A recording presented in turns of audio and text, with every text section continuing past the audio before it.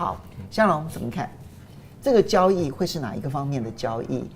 拜登示范了一个人权交易，但是川普民主人权对他来讲真的都 nothing。美国的民主党的总统卸任前的时候，一定是在做两件事情是一定要做的，要不然就是特色，要不然呢就是换球。那不管，当然过去换球都是跟俄罗斯换，因为敢去绑架美国人的只有俄罗斯啊。那所以呢，就是用换球的方式。那这是跟中国换球，那是中国给拜登面子。就像刚刚讲，就是说明明大家知道你不只是卸任，而且你没有东山再起的机会，你的政治生命已经结束了。但是中国呢还代之以礼，那个是中国的礼数。那但是呢，特色呢是另外一种的形式，往往就特色一些具有人权意涵的指标性的人物。可是因为现在全世界只关注就是你会不会特色你儿子，但他又不特色他儿子了，所以呢就没有什么好关切的。好，因为大家现在关注川普上来，有一个讲法我不同意啊，就是说大家觉得呢川普是脑子里是没有盟友，并不是没有盟友，而只是现在讨论的问题不涉及到是不是盟友的问题。就是基本上面呢，就是所有的商务、财务的这叫做金钱的问题，不涉及到盟友，它一定是有盟友概念的。如果今天呢所造成的危机是到美国自己不能处理的时候呢，它的盟友的那个底线就会出来，它还是会需要盟友的。白人这政治怎么可能没有白人优越感？整个的共和党是建立在白人优越感的基础上面，它没有那种无差别待遇到就是不分种族肤色，我杀你的时候一律平等，没有这样子的讲法。好，那现在呢，他要发动贸易战，贸易战呢，其实第一个就要先检视你手上有多少的筹码。对。那这种的筹码，因为我们已经很习惯于美国的那种消费导向的思考，一个消费导向的思考所形成的对于全球贸易架构的那个推演的逻辑，就会以消费强势的角度呢来决定了整个贸易战的运作的方式。可是美国的这个消费导向，3亿人口消费到世界上面的30%的资源，它很明显的就是一个长期的结构的扭曲。那3亿人口呢，消费呢30%的资源，你认为它会这样子一直持续下去吗？即使呢，它这样子烧杀掳掠，在地球上面不断的发动在战争，可是呢，它都可以借着呢美元的强势，然后呢，每次发动战争的时候呢，就割稻子尾。在俄乌战争发生了之后呢，欧洲的资产外移到美国，中东如果发生问题的时候呢，资产呢也逃到美国。它不管做任何的事情呢，只要是发动战争不发生在美国家里面，它都是最大的受益者。美国长时间有恃无恐的去搞乱这个世界，这件事情终究是会改变。过去是因为呢，没有一个呢可以让大家觉得除了美国以外呢可以信靠的。我觉得川普的2.0，这个世界呢一定会有一个新的趋势，就是我们要重新选队长。我今天早上在跟郑源谈这件事情。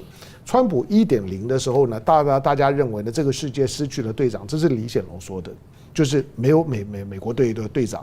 所以当拜登胜选，大家觉得美国队长回来很好。可是现在呢，美国队长呢又跑了，这个世界不会再希望美国队长回来，因为我受不了。我受不了呢，就是说呢，一下子有，一下子没有，而且每次回来的，你都会觉得呢是另外一个人，就是他的那个改变呢，已经让大家觉得呢没有办法适应，因为你美国的内部政治所导致的国际的政治经济关系的冷热温差过大的问题。那中国的稳定性，它之所以被寄望，中国不想当队长，可是中国可能会被迫。大家寄希望呢于中国身上，就像最近的李显龙呢去北京访问，我认为李显龙去北京访问是重新找队长的基本动作。就是呢，对于美国的川普的时代呢，没有办法信靠。川普跟拜登最大的不同，拜登想要当盟主，川普想当霸主。想当霸主的时候呢，就要让自己的盟友怕；想当盟主的时候是让自己的敌人怕。这个呢是非常不一样的。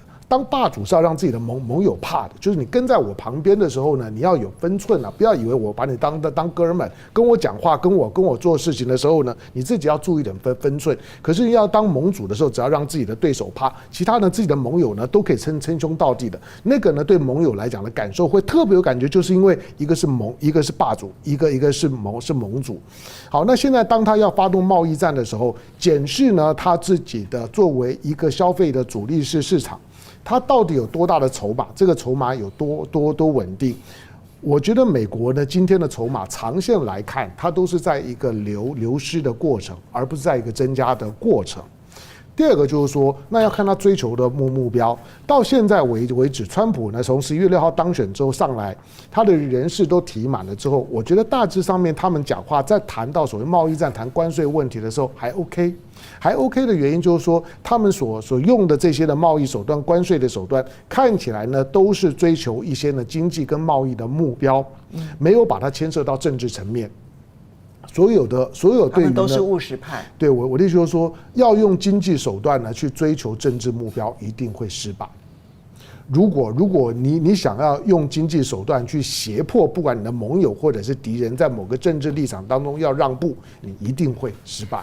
但是如果只是追求经济目标，那就回到刚刚讲的，我认为中国绝对可以谈。就是讨价还价有啥难呢？就是每个人心里面都有个底数，我要买萝卜，买苹果，我看这个东西值多少钱，我有个主观的价格，你有个主观的价格，说了谈判不就是两个主观的价格呢，在不断接近的过程而已。今天的贸易问题，你认为我赚你多了，那没关系，只要我还能够赚就可以谈。那么，刚刚其实向荣讲了一段啊，说一边是当盟主，一边是当霸主这样。我今天早上还在跟我的同事说，我说川普的作为是完全落实马基维利的君王论。对啊，与其当个君王，与其被喜爱，不如被害怕。好，这个就是马基维利当然非常知名的一件事情。但是被怕了之后，对全世界会产生什么样的变化？因为你当君王的时候是无可取代的，但现在如果有可取代呢？又或者是大家并不要一个君王呢？我要补充一点，就是说，其实未来在欧美政治啊，它应该会有一个问题是慢慢会出现的，就是在80年代呢，北美自由贸易协定作为全球第一个大型的自由贸易区出现的时候，美国是领全球风气之先，没错，成立了一个超大型的北美自由贸易区。可是从北美自由贸易区之后，它除了呢对内部的闭锁，没有办法再把中南美洲呢跟着一起带上来。它最大的问题就是使得加拿大和墨西哥彻底的工具化。这两个国家几乎呢不具备呢独立的国家的发展的格局。这两个国家从了加入了北美自由贸易协定之后，它就彻底在政治经济上面都成为美国的附庸。那这种的附庸化，没有自己的独立的国家人格这件事情，如果这两个国家开始，加拿大大概不会，但是我认为墨西哥如果出现反省的力量，北美自由贸易协定未来是有问题的。好，这边要谢谢王义凯的抖内哦，他抖内了2笔，但是因为他留言实在内容太长了。我要念完的话，我们接下来的5分钟的时间就都不能够谈，所以我真的没有办法把你所有的内容全。他基本上是要强调说，中国大陆自己内部有很多问题啦，有这个罢工的问题啦，然后有这个基建的问题啦，有这个提高关税的问题啦，然后而且他还特别提了一件事情，他说现在就是好像被刺激到说现在男女互相敌视，在中国大陆内部现在有男女对立到这种程度吗？都跟韩国差远。有这样的状况吗？就是说，对于中国大陆内部有国政上面的伤害，我不知道有男女对立的事情因为主要是婚配方面有很多的纷纷扰扰吧，我所看到的证据是这样子哈。那可是婚配跟男女对立，应该这么说了哈，因为的确的，中国大陆对于男女的平权在亚洲国家里是几乎是最好的。对。但是我是觉得这个可能它的社会副作用也不小哈。因为现在中国大陆就是3大问题嘛，第一个问题就是很清楚的失业率在上升，尤其是大学毕业生的失业率啊。那第二个问题就是资本报酬率在下跌，那资本报酬率在下跌，当然有很复杂的因素，包括公共投资资本报酬率都在下跌啊。那这个怎么去解决？那第3个问题哈，我是觉得大陆不妨可以思考一下这个毕竟我们是汉族嘛，汉族的男孩子本来就要挑比较大的责任，要如何训练出一批新时代的汉族男性，是像香农一样很好的爸爸？责任太大了吧？你说好，这个是大问题，我们以后再来谈这样子。我完全反对，我完全反对。你是女性还反对啊？不是，什么叫做男性扛比较大的责任？大家为自己负责就好了。好了，我可以稍微解释一下这件事情。当大陆的一般的社会的这种，因为性别议题永远是社会的热门议题，所以在社会在大陆的网络上面呢，确实对于就是说男女之间，就是说呢，现代的女生呢，好像觉得大陆的男生为什么肚子里没什么货，可是又非常的有自信的这种的讨论，在前一阵子呢是很红，有一些的名嘴，甚至于呢不断的被点名。对，好，那我们简单讲，就是他们是从 talk show 出来的，从那地方，但是并不是一个普遍性的问题。可是它有个基本结构的问题，就是因为过去的一胎化，所以现在的适婚人口当中，男性比女性多3000万。我们本来就应该男女性别彼此尊重，这是最重要。好，我们因为后面还有这个很重要的议题，我们时间不多了。我们看一下就是在俄乌战争这个部分其实还是要值得关注，因为呢，现在为了要去帮拜登铺垫说他把核子武器还给乌克兰也没有关系，现在美国情报局已经说放心啦，俄罗斯根本不打算要去打这个核武战争，所以不会升级。你在这边说俄罗斯不会升级，可是另外一边说要把乌克兰的核子武器送还给乌克兰，哇，这件事情其实对整个欧洲都是大事。假新闻。可是《纽约时报》不是，我觉得他的假议题也是假新闻，程度有问题啊。他讲对，假议题。乌克兰的核武早就销毁了。那最后我们要来看到的是，但是川普已经任命了俄乌特使，而这个特使凯洛格直接说，乌克兰只要不谈判就断军援。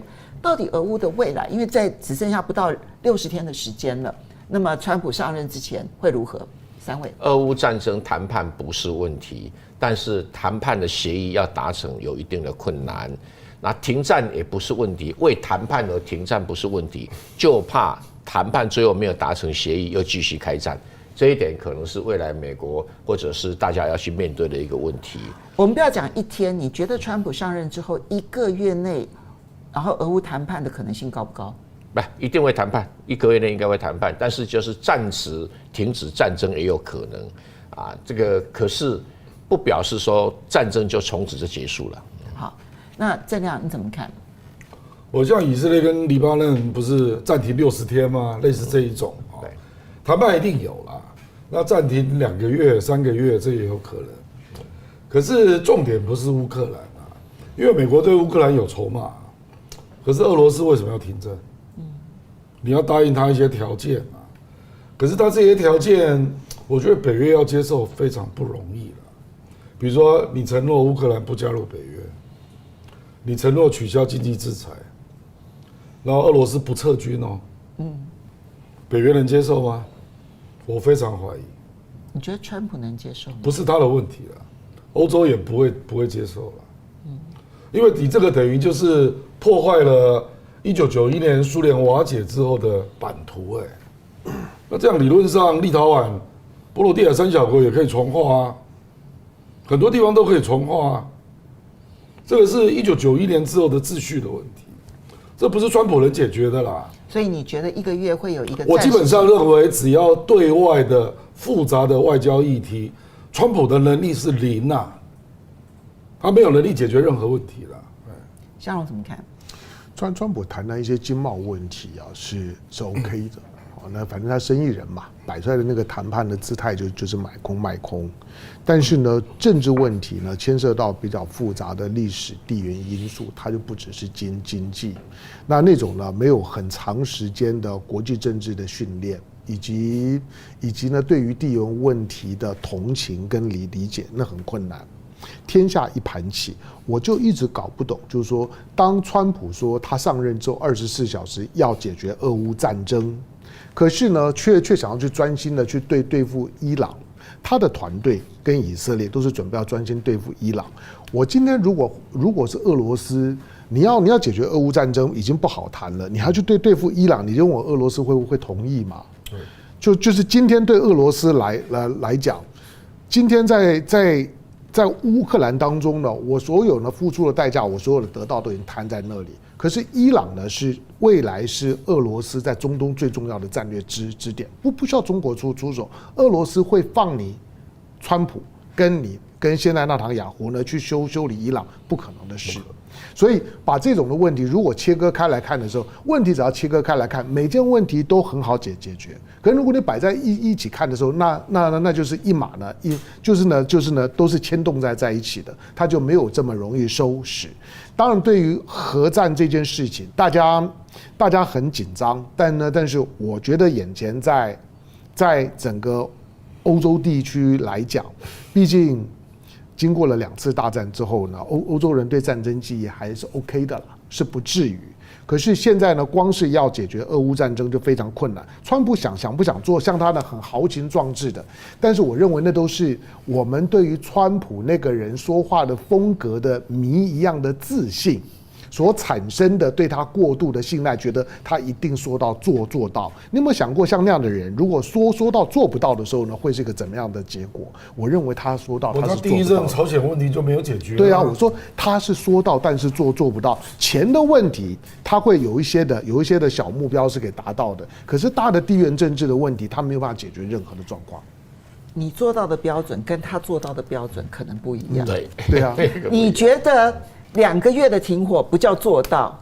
对川普来说，我只要说他们停火，我就赢了。那是对内宣传的标准。对啊，没有错啊，没有错。所以你对川普的做到标准，跟川普对自己的做到标准是不一样的。像我说要求的标准比较高。你要相信他的标准还蛮低的，只要他能宣称胜利就好了。好，所以局势还有很大的一个变化。是川普当选了之后，所有人都告诉我一句话说。未来热闹了，不知道会往哪个方向热闹，不稳定的程度升高了。对，我们要非常谢谢大家的支持，不要忘了下个礼拜继续收看《风向龙凤配》，下礼拜见，拜拜，拜拜，雅虎，雅虎。